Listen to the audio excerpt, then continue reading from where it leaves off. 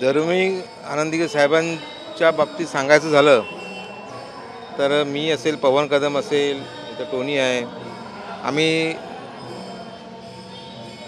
त्यांच्याबरोबर अहोरात्र काम केलं आहे.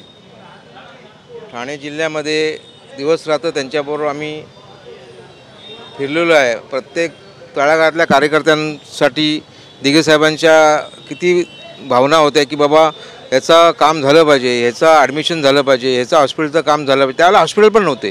एक सिव्हिल हॉस्पिटल सोडलं तरी आपल्याकडे अख्ख्या ठाणे जिल्ह्यामध्ये हॉस्पिटल नव्हतं. रक्तदान शिबिर 31 डिसेंबरचं त्यांनी चालू केलेलं आहे. त्याची परंपरा आता शिंदेसाहेब किंवा मी स्वतः आम्ही चालू ठेवलेली आहे.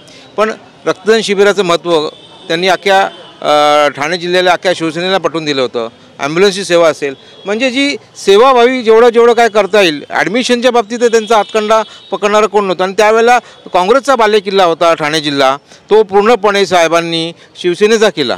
म्हणजे पालघर असेल, पालघरमध्ये पण चिंतामण वनगांना खासदारकी मिळवून देण्यामध्ये आणि आदरणीय प्रकाश परंबेंना 4 वेळा निवडून आणण्यामध्ये त्यांचा सिंहाचा नाही तर पूर्णपणे वाटा होता. अनेक आमदार खासदार त्यांनी बनवले, स्वतः कधी काय झाले नाही. त्यांनी स्वतः कुठचे पद, प्रशासकीय पद त्यांनी घेतलं नाही. कुठच्याही बाबतीत त्यांनी म्हणजे कार्यकर्त्यांना कसा न्याय मिळेल, कार्यकर्त्यांना कसं कुठच्या बाबतीत म्हणजे कुठे त्रास होणार नाही, त्यावेळेला पोलीस स्टेशन असेल किंवा अनेक बाबतीत आपल्या कुठच्या भगिनींना जर त्रास झाला तर शिंदेसाहेब स्वतःच्या न्याय मंदिरामध्ये बोलवून त्याचा निवाडा करायचे किंवा मग त्यांच्या पद्धतीने ते त्यांचा एक प्रति न्यायालय, जसं त्यावेळेला टीका व्हायची की प्रति न्यायालय आनंद आश्रमामध्ये चालतं, ते चालवायचे आणि त्याप्रमाणे ते न्याय द्यायचे. आणि न्याय हा त्यांना त्या माझ्या भगिनींना न्याय मिळालाच पाहिजे.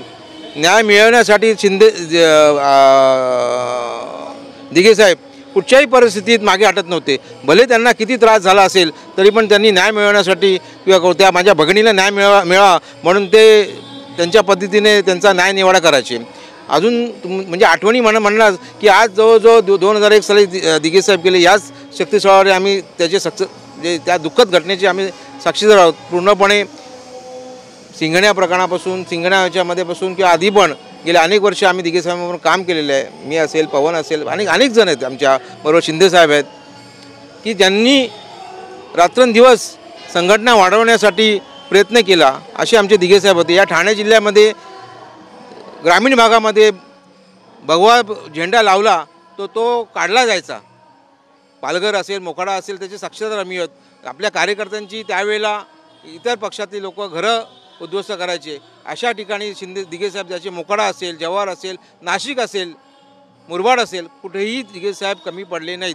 आणि त्यांच्याच स्मृतीस्थळावरती आज शिंदेसाहेब त्यांच्याच पावलावर पाऊल ठेवून ते काम करत आहेत. परंतु काही ज्यांच्यासाठी दिघे साहेबांनी अहोरात्र खस्ता खाल्ल्या, घरादारावर तुळशीपत्र ठेवलं, त्यांना कधी त्यांची किंमत कळली नाही. याच्यासारखं दुःख आमच्या सर्व शिवसैनिकांच्या मनामध्ये आजही आहे आणि उद्याही राहणार. येणाऱ्या काळात 2 शिवसेना उभी खूप पडलेत. अनेक जे शिवसैनिक जे आहेत ते शिंदे गटात येतात, काही जण ठाकरे गटातच राहिलेत. येणाऱ्या काळात राज ठाकरे असेल, ठाकरे बंधू असेल, एकत्र येण्याची तयारी दिसत आहे. मात्र बेस्टच्या निवडणूक देखील त्यांना फटका बसलेला आहे. येणाऱ्या आगामी काळात कसं बघतात महायुतीने?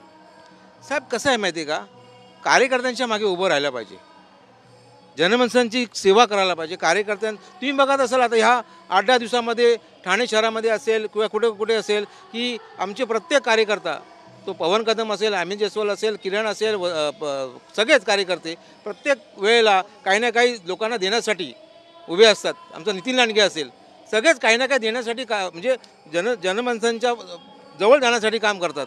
शिंदेसाहेब बघा तुम्ही अहोरात्र महाराष्ट्र प्रांतकान घालत आहेत. प्रत्येक लाडक्या बहिणीसाठी असेल, लाडक्या भावासाठी असेल, शिंदेसाहेब अहोरात्र झटत असतात. कार्यकर्त्यांच्या मागे कसं उभं राहायचं हे दिघे साहेबांनंतर शिंदेसाहेबांकडून शिकायला पाहिजे. नुसतंच भाषणं करून किंवा कुठच्या गोष्टी करून होत नाहीत. काम करायला पाहिजे, कार्यकर्त्यांच्या मागे उभं राहायला पाहिजे, जनतेची कामं करायला पाहिजे, जनतेची सेवा करायला पाहिजे, तरच तुम्हाला लोक माइंडेड देणार. मात्र गद्दार म्हणून असा ठपका लावला जातो, जे शिंदे सोबत गेले त्यांना गद्दार म्हणून ठपका लावला जातो ठाकरे गटाला. मग तुम्हाला लोकांनी नाकारलं का? पहिली गोष्ट, तुम्हाला लोकांनी नाकारलं का? आमचे मस्के साहेब कसे काय निवडून आले? मग कार्यकर्त्यांच्या जीवावरती निवडून आले ना, शिंदेसाहेबांच्या कामामुळे निवडून आले. नाही 2 लाख मतांनी नरेश म्हस्के साहेब आले साहेब आणि शिंदे साहेबांच्या मेहनतीमुळे आलेत, शिंदे साहेबांच्या कामामुळे आलेत. प्रत्येक कार्यकर्त्या प्रत्येक महिला भगिनी आमचं काम करतो, प्रत्येक कार्यकर्ता आमचा घरोघरी जाऊन प्रचार करत होता. लोकांनी मॅन्डेट दिलेलं आहे. आम्ही सांगत नाही, लोकांनी, आणि ते चित्र स्पष्ट झालेलं आहे.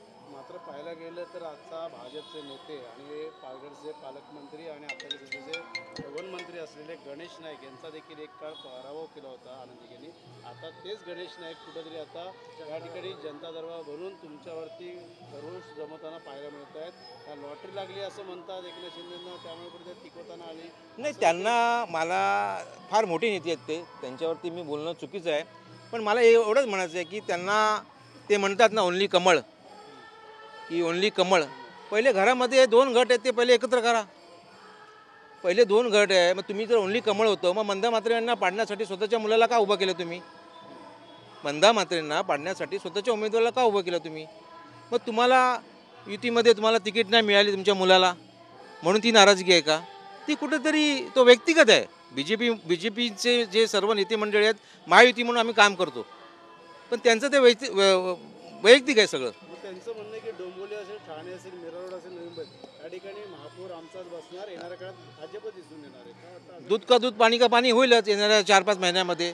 कार्यकर्त्यांची फौज बघा तुम्ही, आमच्या कार्यकर्त्यांची कामं बघा, आणि आमच्याकडे येणारा ओघ बघा.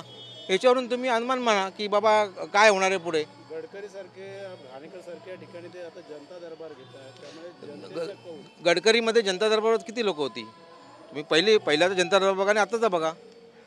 तुम्ही त्याच्या साक्षीदार आहात. आम्ही तर काय जात नाही. पहिले लोकांची कामं तर व्हायला पाहिजे. कामं एकच माणूस करतो, शिंदेसाहेब. काम करतो आमचा शाखा प्रमुख, आमचा नगरसेवक. बघा तुम्ही फिरा सगळीकडे. ते त्यांच्या जीवावरतीच आम्ही आज आमच्या ठाणे महापालिकेवरती भगवा पकडण्याचं स्वप्न बघतोय आम्ही.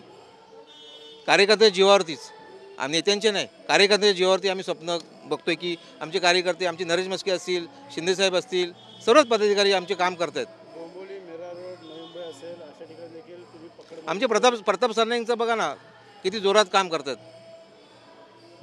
प्रताप सरनाईकांचं काम बघा तुम्ही. एक कॅबिनेट मिनिस्टर आहे, पण किती काम करतात. धाराशिवला जात आहेत, इकडे काम करतात, प्रत्येक ठिकाणी ते काम करतात. येणाऱ्या काळात मुंबई असेल, ठाणे असेल, इथे मोठ्या प्रमाणात भगवा पडत दिसेल. अर्थातच कार्यकर्त्यांच्या जीवावरती आणि शिंदेसाहेबांच्या कामाच्या जीवावरती आमचा भगवा हा 100% फडकणार.